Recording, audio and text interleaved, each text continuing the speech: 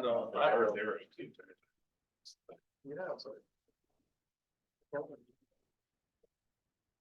So overall, pretty good test. Distribution says it was okay. But I want to go through it. So I'm going to go through it fairly quickly. But I am recording it, so you can go through it slower later if you want. So these will come back to get us if we have any holes in our knowledge, just so you know. We need to get those holes filled. Most of us did fine on the first one. Some of us just didn't do the components. So if it says find the components, try to remember that every force has components, right? So I should have seen something about the 30 Newton and something about the 10 Newton, right? Each one of those has components. So that should have been pretty easy. The 10 is equal components because it's 45 degrees. So those were 707, needed the directions. Both of them were negative. And then the 30 Newton, right? Has a y component of 30 and an x component of 0. So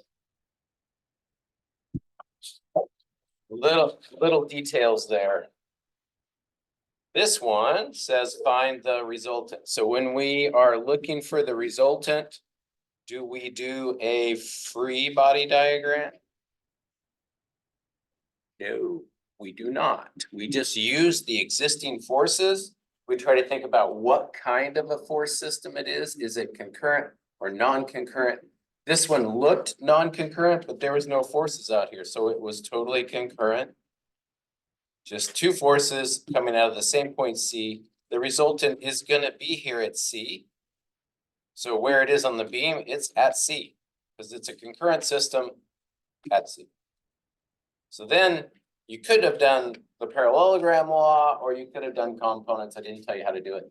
I did it by the components, where I found the components of the 30, which is 0 and 30, and then the components of the 100, which is a negative and a negative. So notation is some forces in the y, we got 30 up for the y, and then we have some sine 35, 100 coming down.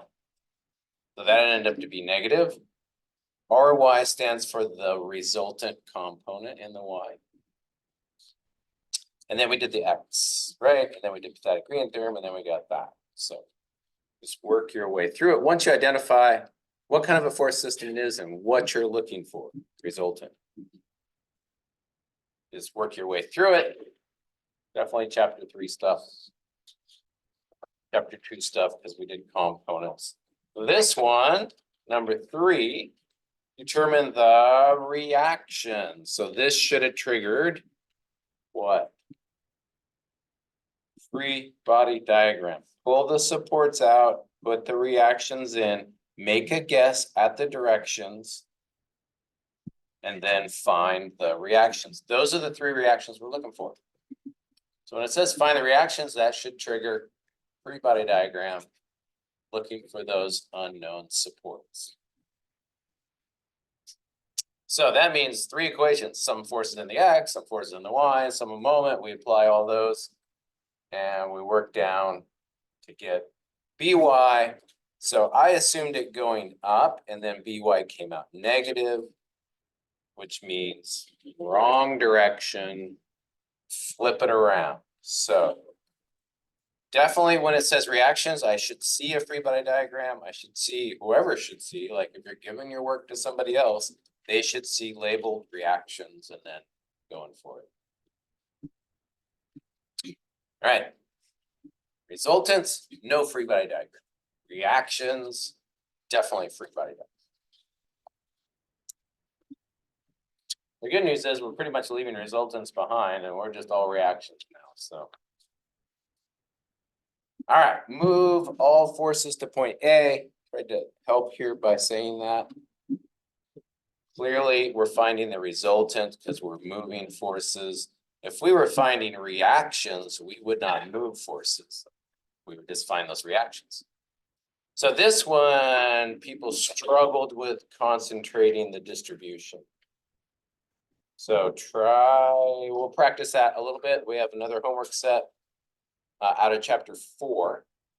One problem out of chapter 4, one problem out of chapter 5. So the chapter 4 problem you're going to do for homework is a distribution, so you'll have to concentrate. This one I concentrated in parts, so I did the rectangle, which is 100 times 8, 800. And then that left me 30 on the triangle, so 1/2 the base times the height, 120. So that gives us a resultant, because remember, we just add up all the forces for the resultants, 125, 120, and 800. Just from that, I have the magnitude of this resultant, right? Because I gave you a pretty easy one. It was parallel, no angled forces, nothing crazy there. So you collect them all at one spot, collect the moments.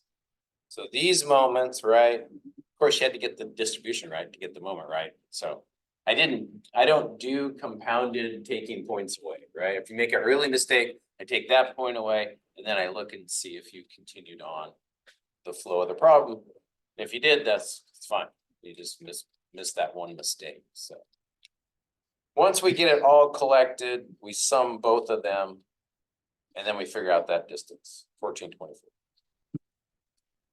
So again, it said resultant, so I didn't touch these reactions, just leave them alone, no free body diagram. When it says resultant, you're going just for the resultant, nothing to do with the supports. And then number 5. So 5 says determine the reaction, right? That should trigger a free body diagram. So if I'm looking for information about roller P here, don't do the moment here, because roller P is going to drop out of the moment. So several of you did moments here to find this, and then you did some forces in the Y to find that. It's just an extra opportunity to muck it up. So think about going straight for your solution. If I want to know what's going on here, I do a moment here. The moment here would be 70 times 3 negative. I put this up, Py times 6 positive, and then 100 times 12 negative. So we had some rotational directional challenges on that problem. Overall, I think I'm happy. I think we get it as a community. So we made small mistakes and we didn't follow some of our own rules. But I think we're good. So we're gonna move on. Can you back to number 4? Number 4. All right, on the email that you sent me, there was an extra force at the end of the diagram. Yeah. 130. Okay, what I did. No, this is this. Yeah, but on mine is. I'm sorry. Yes, it was a. So mine has a positive negative force. So what I did is I canceled that because it canceled itself. I'll have to look at that. All right. I think I sent you the same one as everyone else, but we'll see. That one is different than this.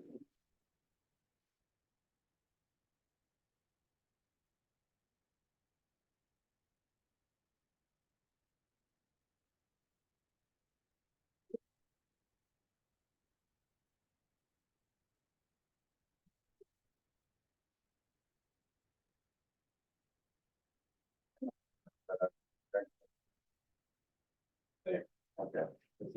This is just showing you the height of it. And this is 135. All right.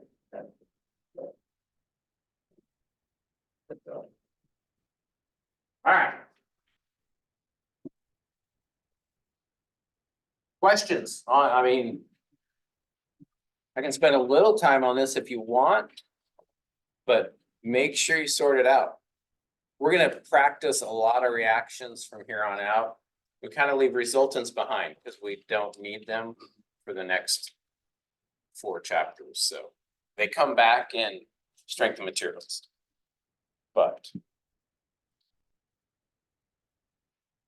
Okay. Exiting it. Go over it, make sure that you get your questions answered. That's probably the biggest thing. Chapter 5. That's where we're headed. Chapter 5 is structure. So it's a good chapter to spend a lot of time in, and we will do that. Good chapter to do some reading. If you haven't done any reading out of the book, this would be a good time, because the good news is we don't have a lot of new skill sets. We just keep grinding on the existing skill sets of solving these equilibrium type problems. And our first method of solving a truss is the concurrent force system method. So we've done a fair bit of concurrent force systems. We're going to do a lot more of them. Kind of the important thing in the beginning when we're doing trusses is that we know the difference, because we're going to do trusses and frames in this chapter. And kind of like reactions and resultants, they're 2 different strategies. So another thing to kind of sort out in your notes or in your homework or in your brain, however you want to do it, the difference between the 2. So let's talk about trusses first, and then we'll talk about frames and the differences, and then we'll solve trusses.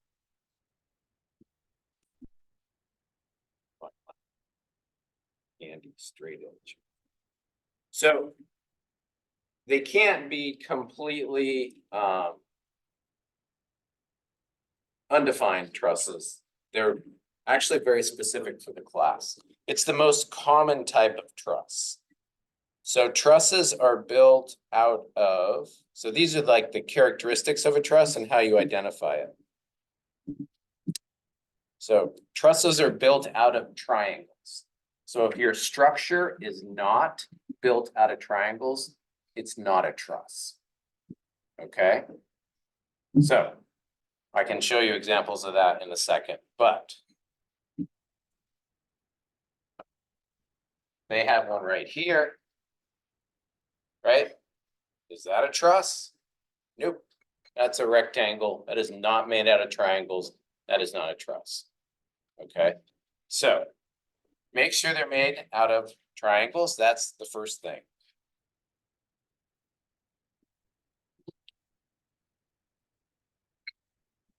The second thing is they're straight members.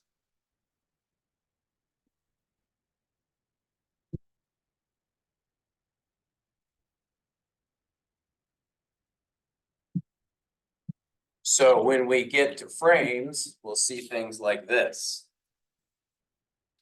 Right? Kind of looks like it's made out of triangles, but it's not.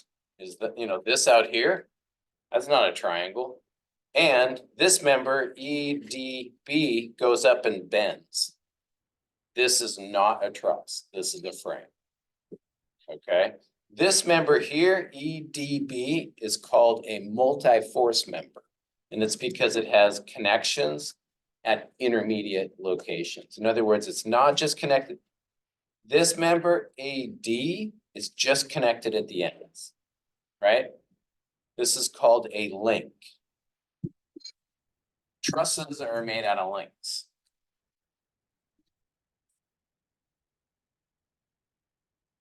Links are only connected at the ends. I'll just draw one. They're here and here. That's it. They don't have any intermediate connections. So when we're trying to identify trusses, and then we're like, oh, we know all these strategies for trusses, you got to make sure you're like, oh, that's definitely a truss, or that's not a truss. I can't use that strategy. All right, let's see if I'm missing any What was the other thing called? frame. No, Multi-force member, yeah. So these are all connected at the ends, and unless, their graphics are okay on trusses, so when we get to the back, they do a lot of line stuff, right? So this this across the bottom, unless we're told differently, the assumption is these are all connections and these are individual pieces. Their graphic will look like this when we're talking about frames and multi-force members, so we know that thing goes all the way through. Does that make sense? So when we get to frames, they actually give the members depth, so you can see where the members go all the way through and where they don't go all the way through, right?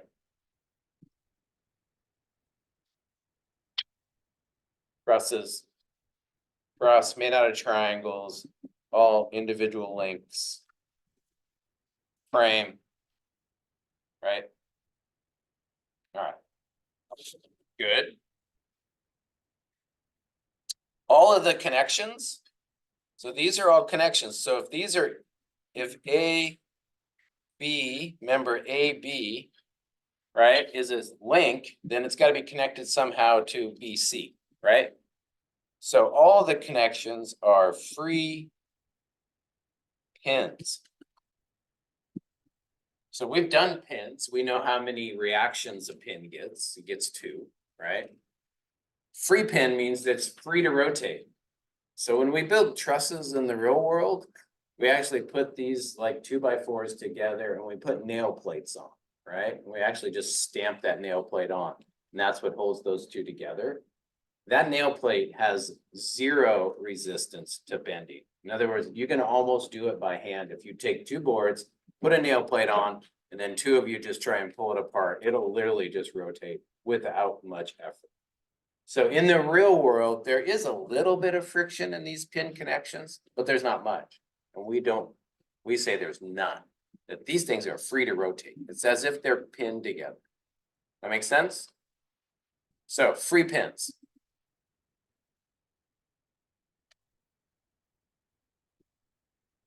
All right. The other thing is I call these things links.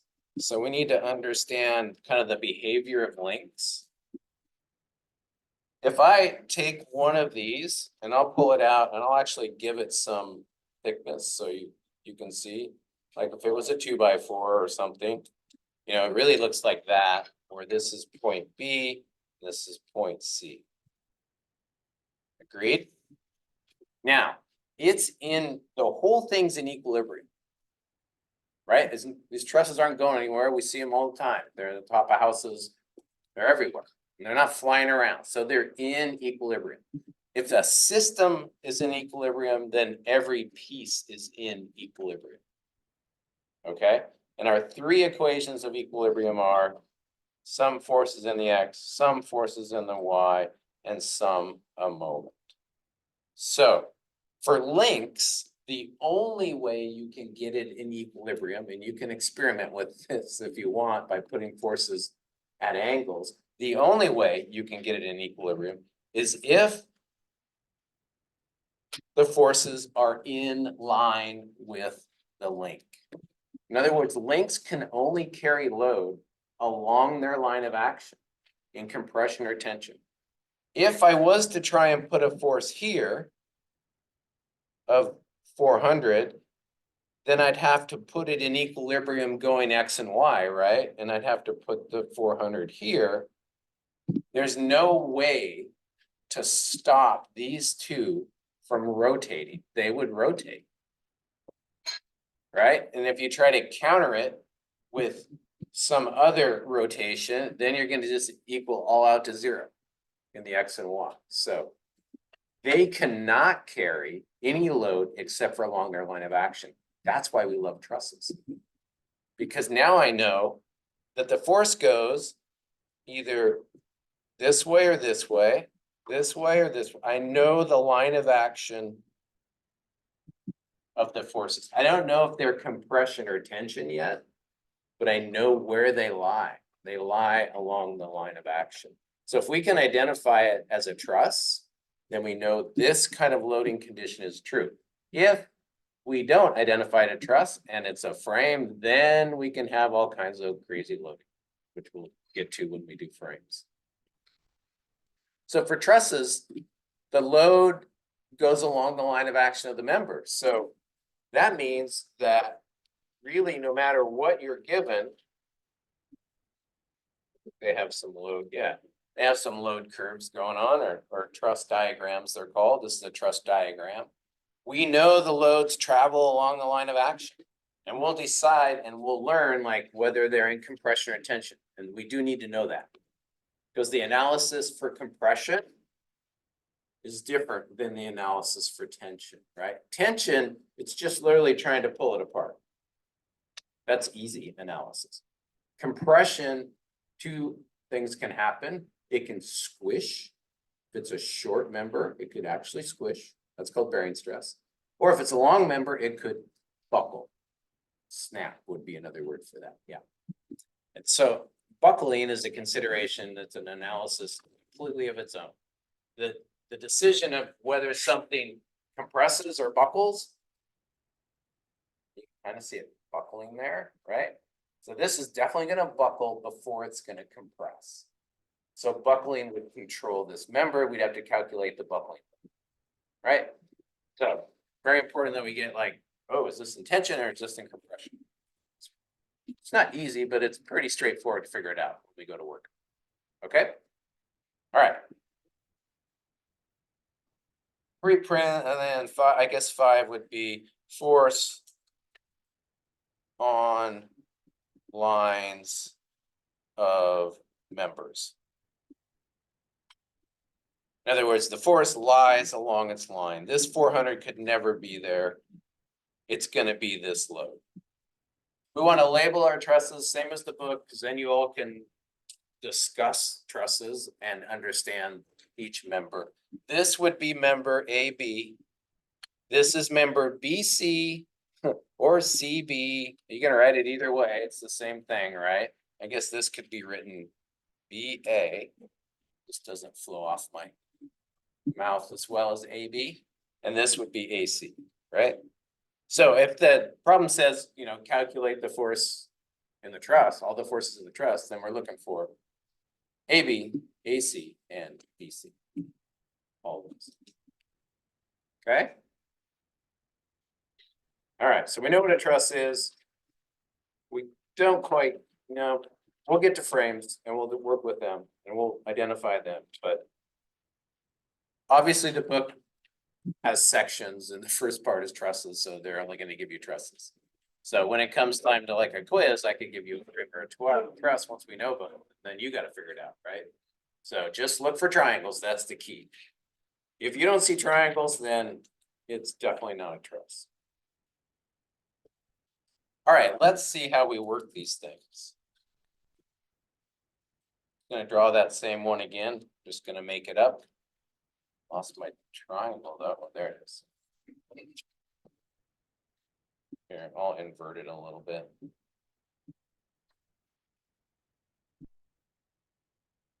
So these are equilibrium problems. And they're gonna start with finding the reaction. So we're gonna put a pin here, we're gonna put a roller here, we're gonna put a load on it of 500 pounds. And then we'll try to make this 4 feet and 6 feet, and we'll make it what, 5 tall? Sure, 5 feet tall. A, B, C. All right, I'll let you capture it.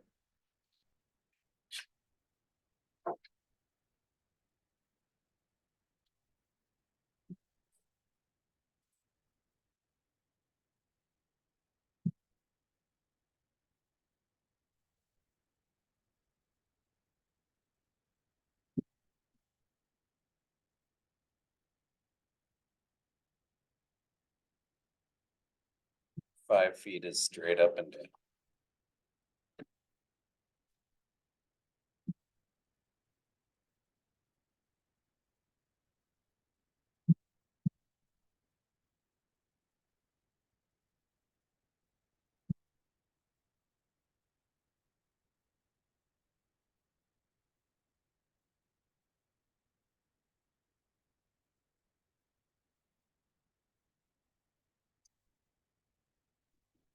So this is the truss we wanted. We know the load. We can look up most of these loads, like if it's a roof truss, we need snow load, we need roofing material load, we need wind load. Potentially, we need seismic load. All these loads we put on it, then we want to design the truss to carry it. So to do that, we gotta know the load in this, this, and this. And we gotta know whether they're compression or tension. Okay? So the problem starts with a free body diagram, because it's an equilibrium problem. There's nothing to do with resultants, that's in the past. So first step is gonna be free body diagram. Second step is gonna be find reactions.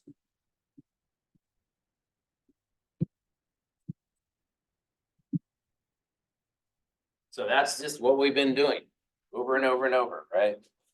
So make an assumption on directions. A pin gets 2.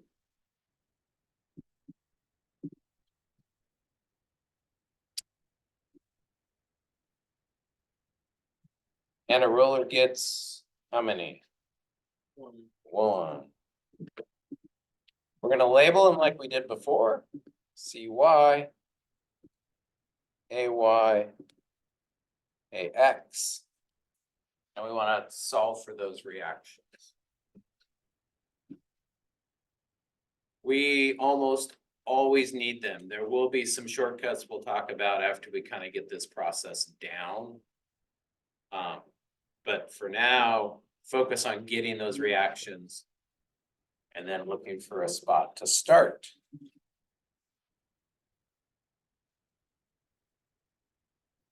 So do it, find those reactions for me.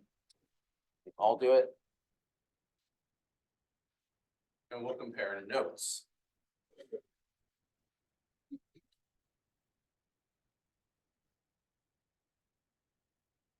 How do we find the reactions?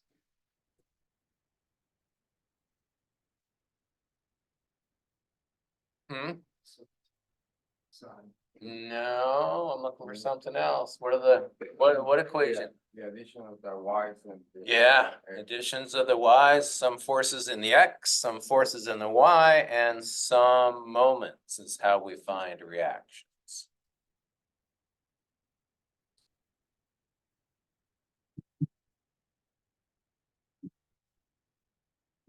How many do we have in the X?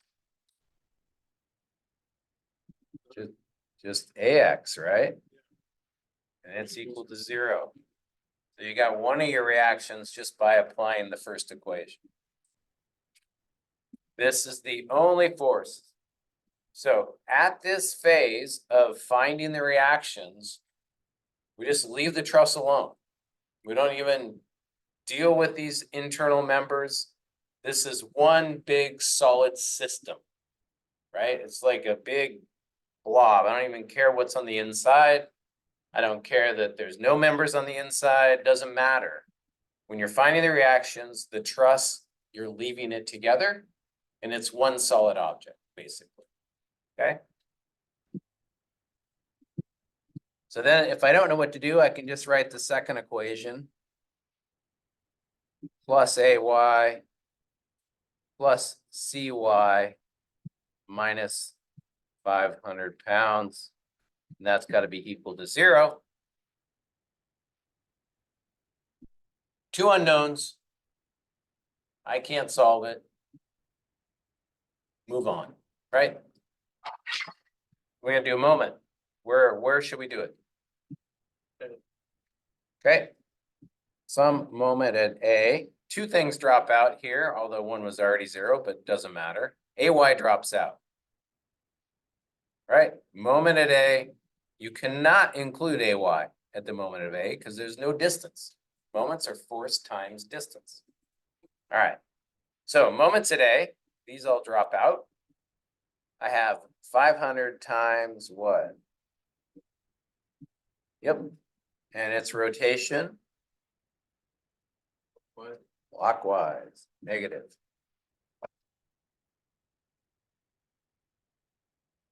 And what else creates moment about A? CY, correct? Times 10. And its rotation. Positive, going that way. Doing the moment here. Set it equal to 0, solve for CY.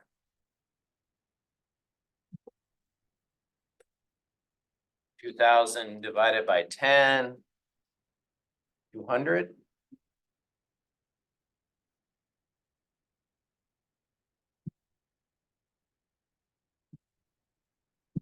200 pounds. So then AY would have to be what? Yeah, if I just look at the system, forces in the Y have to be equal to 0. I got 500 down, we got 200 up, this has to be 300.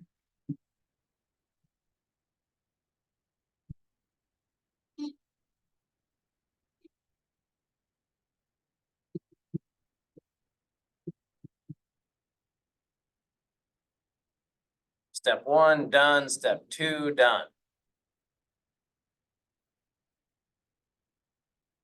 AX is equal to 0.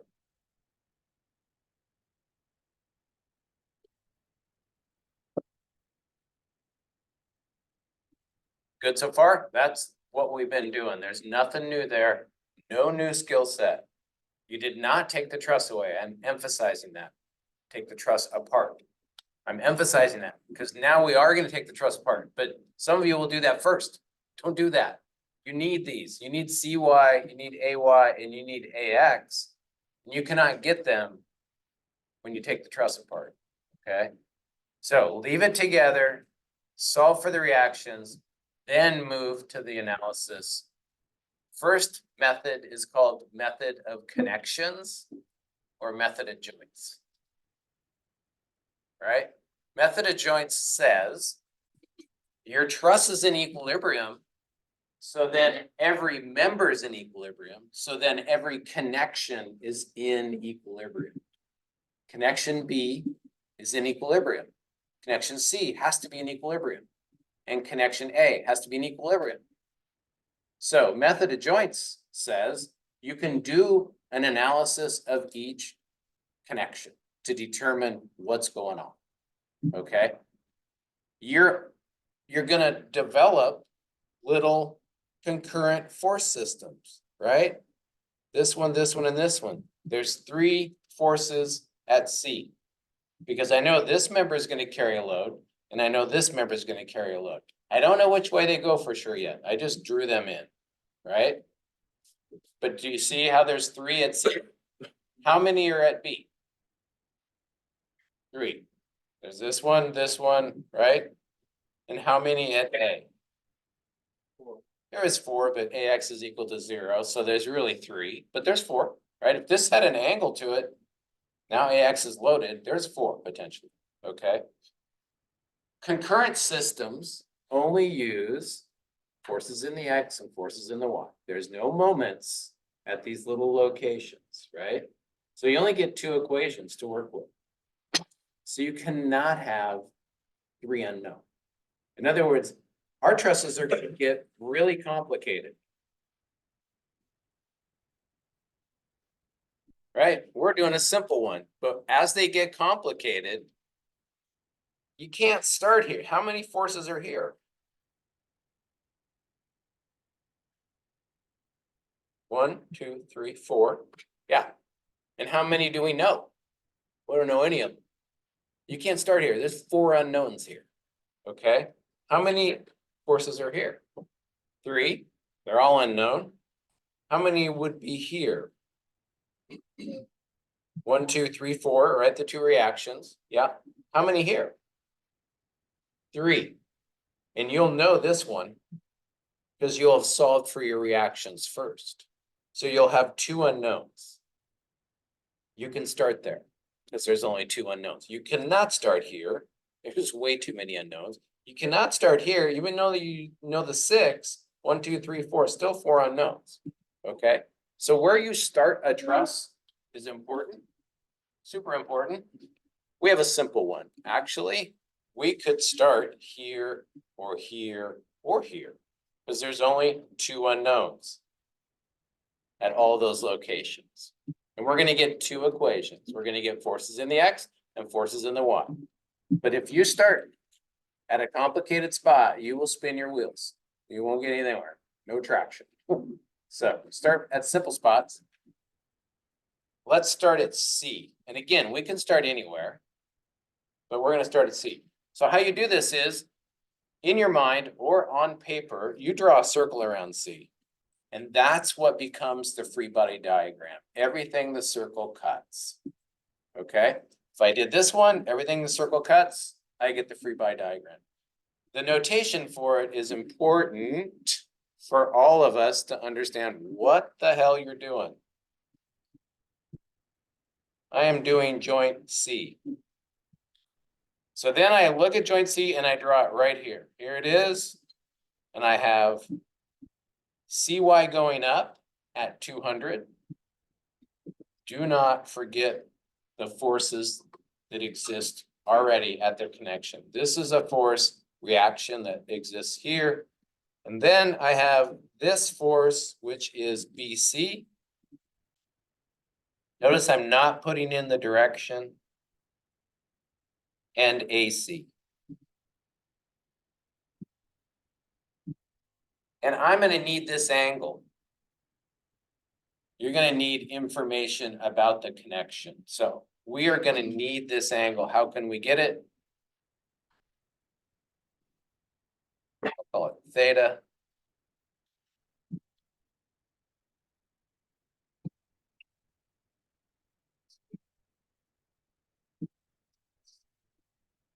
It is a right triangle. That's 5 feet. This is 6 feet.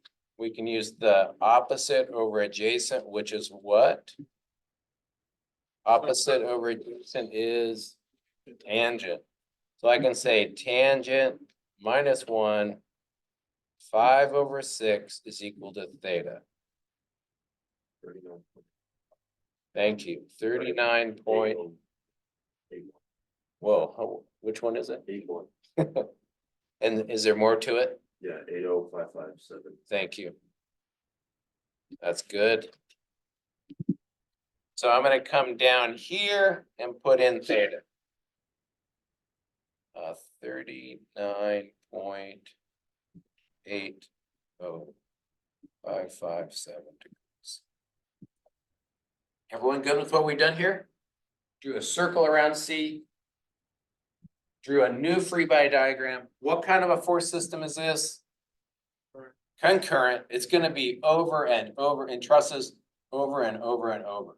Concurrent means that the sum of the forces in the X must be 0 and the sum of the forces in the Y must be 0. There is no moment there because they all go through the same spot. All right, let's talk about directions. If this thing has to be in equilibrium, little joint C is all we're focused on. I can do that with my little overhead and make you ignore everything else, because now we just solved this thing. If it's in equilibrium, what's got to be true here? I have an up force of 200, that's defined.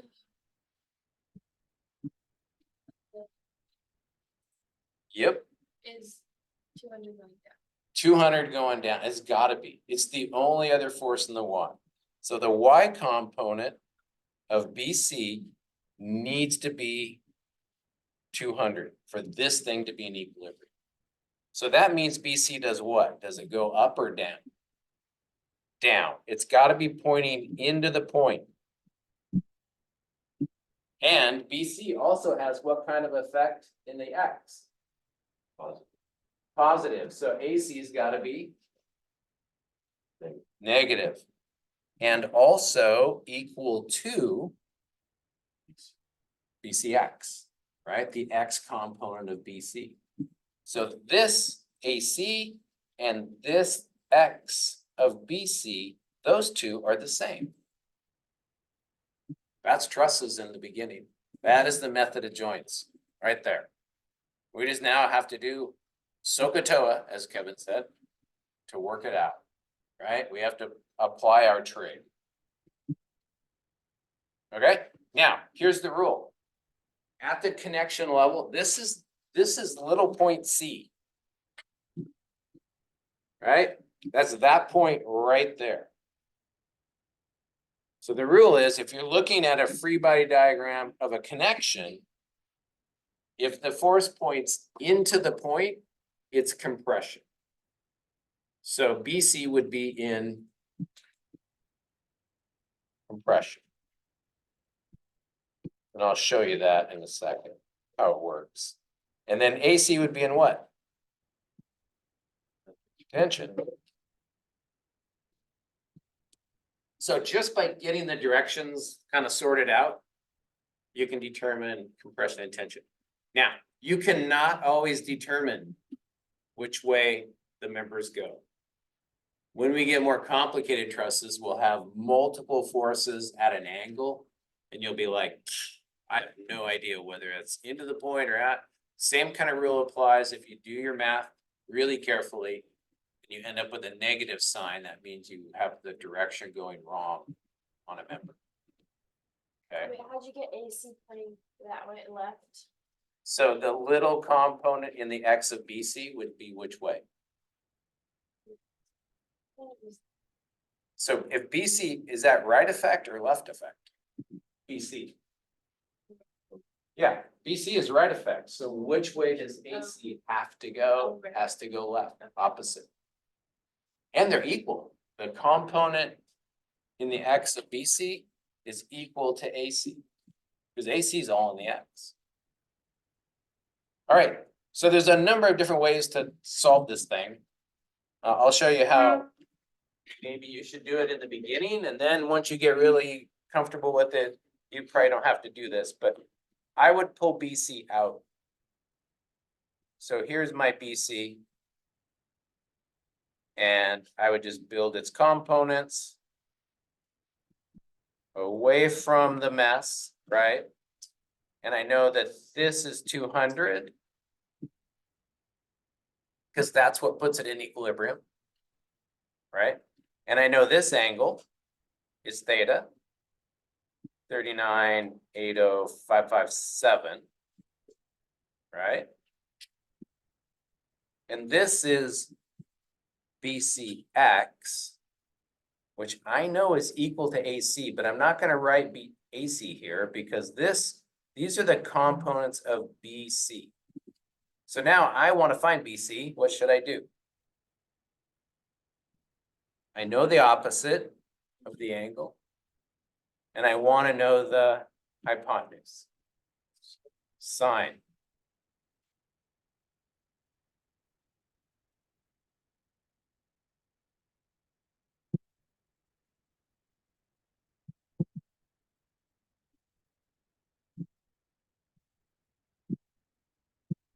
So notation's super important here. Notice I didn't write BCX or BCY, it's BC.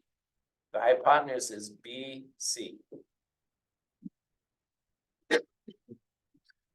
So I can do my algebra here, and these are important to write out because this is not just a multiplication, right? BC and the sine 39 switch places. It's 200 divided by the sine 39.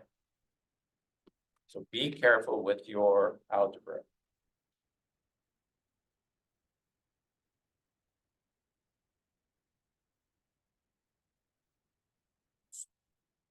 I get 312. Anybody else get that? Okay, good. Let me make a mistake. BC equals 312, oops, 312.4. I'm gonna just say 1, because there's a bunch of 9s after that. Right? Everyone see where I got that? So I just removed BC from this mess and put its components in, knowing that the 200, right? That's important. And that puts the sum of the forces in the y equal to 0. And then to get the sum of the forces in the x equal to 0, I know that AC and BCX have to be the same. So I could use this to find BCX and then say, hey, that's equal to my AC value that I need. The only two unknown are BC and AC, so those are the two you gotta find. So how do I get my X? Same kind of thing. This time I'm gonna go cosine of the 39.80557 is equal to, I'm still calling it BCX over 200.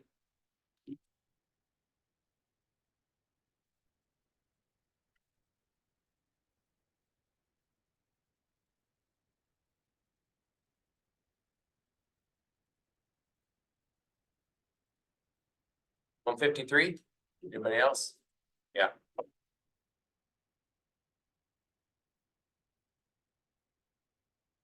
$153.644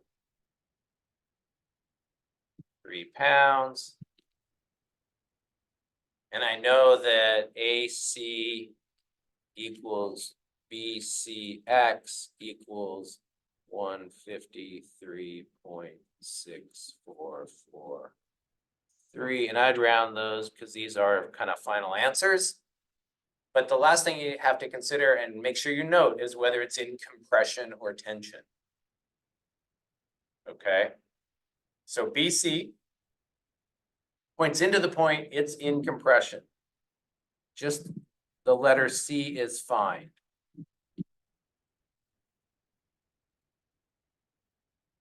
And AC points away from the point, so it is in tension. So that connection is solved. I have BC and AC.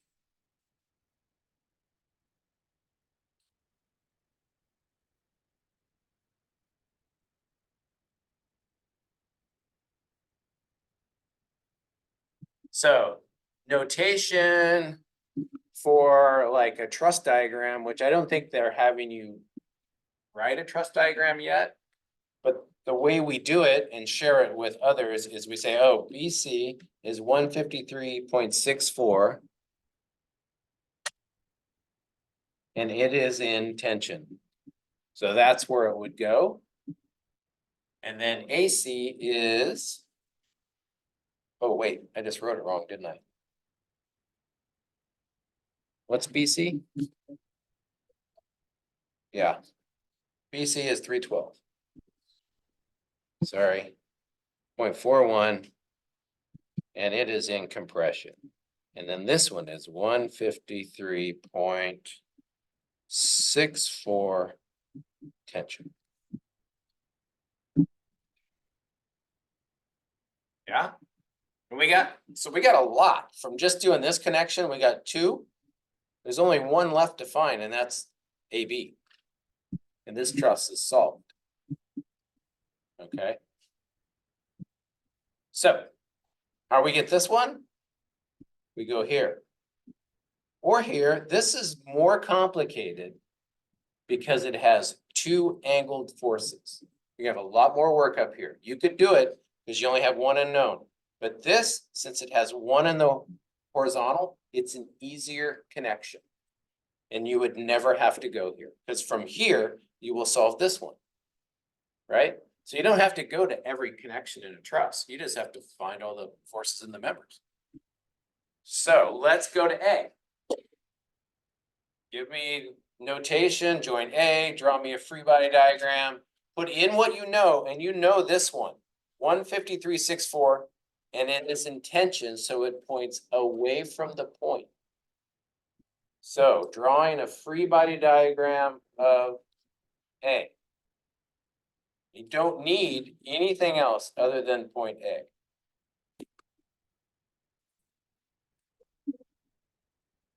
But include it all. So here's my point A. I always throw in the known forces first, so I don't forget them. This is point A.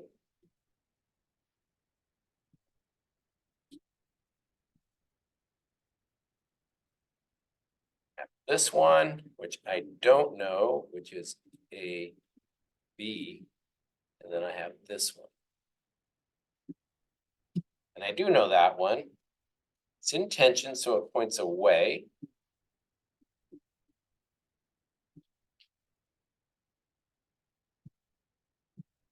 And I would not want it rounded, I'd want the whole number. And I'm gonna leave AX off, because it's equal to 0. So joint A looks like that.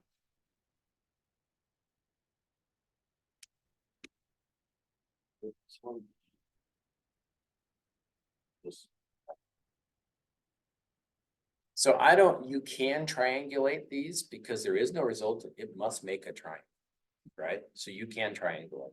I'm gonna stick with the complement. Like everything in the Y has gotta be equal to 0. Well, it has the 300 up, and that's the only force up other than. Correct. And then it has the, like, That's the correct. legs. That's correct. So those are the two. Those gotta be the two components. So can we? But just- not everybody sees it, so I wanna make sure everyone sees it by looking at the X's and looking at the Y's and doing exactly what you're saying. Yep. So in this case, you can use, Pythagoras theorem. That's good. Yeah, so tell me about which way is this gotta go? AB. Let's do that first, our direction. It's gotta go down, right? Because there's 300 going up. So this has to be down, which means what? It's in compression or tension? Compression. Compression. All right, so tell me about the X force of AB. That's the 153. It's gotta be equal to this, correct? And tell me about the Y force. The 300. It's gotta be equal to this. So can you just triangulate every darn connection? No, you can only triangulate like this when you know the totals. If I did have an unknown like that, then you can't just Pythagorean theorem it, right? So make sure that this is the only force in the X and that's equal to that. That's true. This is the only force in the Y, it's equal to that. If you had other things going on at this connection, you cannot just triangulate it. Does not work. So I'm hesitant to say you can, just triangulate it. Well, you can't. Most of the time you cannot. This one's pretty simple. In your head, what you really need to be doing is going, some forces in the X, minus ABX and plus 153.64 equals 0, then yeah, those two are equal to each other, right? So I'm just proving that that does equal that, and that does equal that. Once you got that, boom, triangulate. Which means Pythagorean theorem. Square it, add them together. Find AB. What do we get? 337, 0.03. 337. I got 0.06. Anyone else? 05. 0.05. Point 0.05, rounded 05. What's the rest of the number? 3778. Okay, good. Compression or tension? That is, tension. Oh, sorry, compression. Compression, good.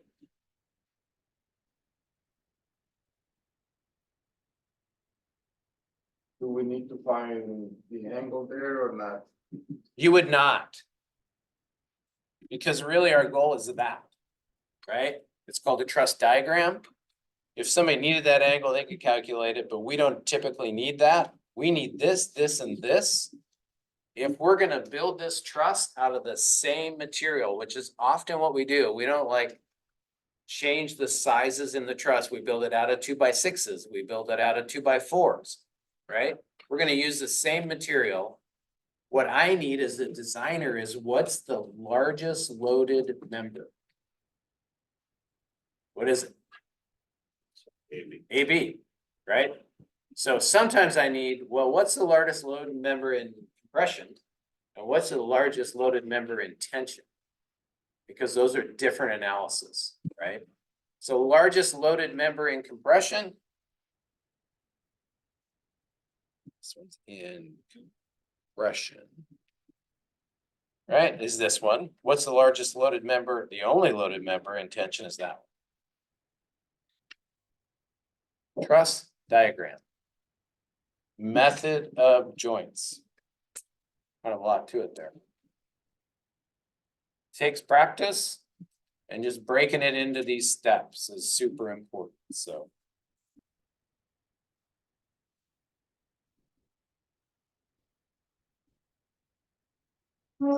This is a skill set that gets used a lot. Questions? So then, like you can, I'm okay with this flow and a homework problem. It's perfect, right? Box in your solutions. It's okay that your solutions kind of move through that document. I can find them. If we get into big trusses, which we will, something like this, imagine how long it's gonna take to do method of joints here. Like we did 2 joints, and I don't know how long, but it took a while, right? And if you're going slow and being methodical and taking your time, it takes a while. Like to move through this with the method of joints, that's hours of work. With lots of opportunities for mistakes. Notice how forces travel, right? So when we found this one at C, it's also over here at A. Right? When we found C, it's also here at A. So they travel. Keep the connection, compression, tension, keep that in order. So I'll show you why the rule works. So now I'm going to draw the truss kind of blown apart. Make this guy a little warm.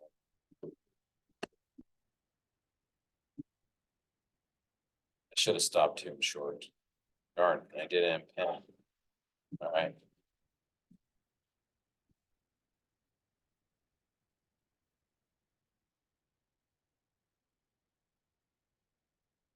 So this is what we did, is we did these connections. There was a force up at C, right here. And there was a force that ended up to be in here and out here. So that's the C connection that we did our analysis on, right? So here's the members floating out here. And when the member and the joint come back together, they have to be equal and opposite. In other words, they gotta equate to 0. So the members would then feel this. So everything's opposite of each other, right? So here's your C analysis. It flips over and puts this in tension. This flips over and puts this in compression. So that's how the C and the T work. Like why? Because it points into the joint, does that make it in compression? Well, because it flips over on the member and points into the member, and this is clearly in compression. And this one down here would be clearly in tension. When it points away, it puts it in tension. I don't know if that helps your mind think about that, but if you remember this rule, you'll be fine. Points away, tension, points in, compression. Technically, it would be more forces acting on the vertical, that would be compression technically. Where at? On the triangle itself, the examples that you just gave us. So whatever is horizontal would be mostly tension. On this- Well, on this particular, absolutely, on this one, on this truss for sure. Yeah. It can flip over, but you need side load to do that. Like this one only had the external load of this. Right? We just had one external load. If we do this, changes everything. Absolutely changes everything. So that's a good point in that when we're doing these things, this is one loading condition.